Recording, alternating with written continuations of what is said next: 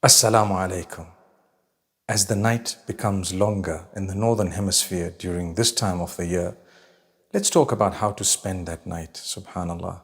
So we should make sure we fulfill Salatul Maghrib and Salatul Isha.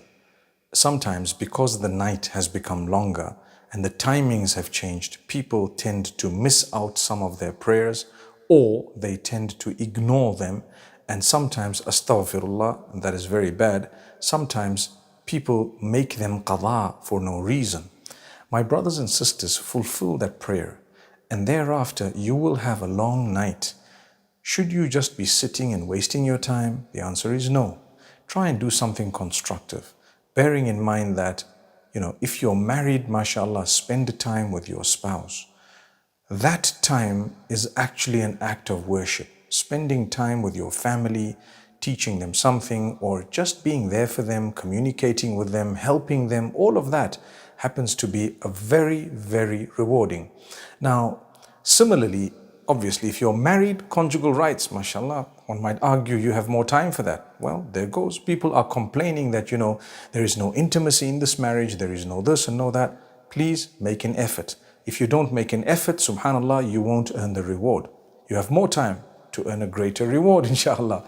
May Allah subhanahu wa ta'ala bless us. But that aside, a lot of the young who are not married and so on, don't waste your time online doing something destructive or just playing games and things like that. If you'd like, you put yourself a little routine and inshallah follow it.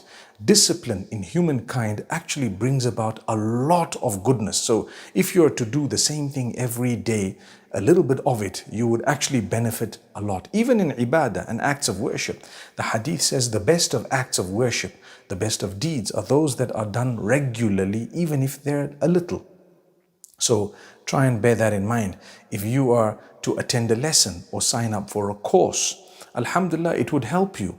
But try to get to bed in a way that you get up early as well.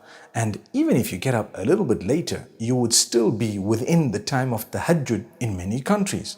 So at least make dua to Allah, or at least do some tahajjud. Tahajjud is that pre-fajr prayer, mashallah, where Allah subhanahu wa ta'ala is calling out, saying, who is seeking forgiveness, I will forgive them.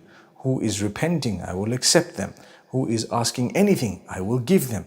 And here we are awake at the time, everything is okay, but we just don't know that that's happening, or we're not conscious of it, or we couldn't be bothered. May Allah subhanahu wa ta'ala protect us. So try to call out to Allah. He is asking you. So answer His question and say, I am here, O Allah.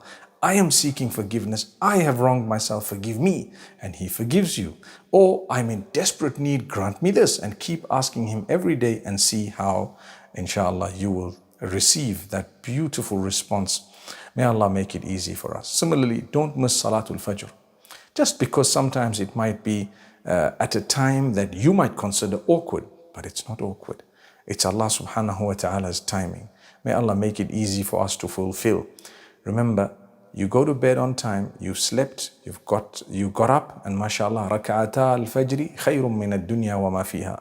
I've spoken about the 2 units of fajr, the 2 rak'at of sunnah of fajr being better than the whole world and whatever it has.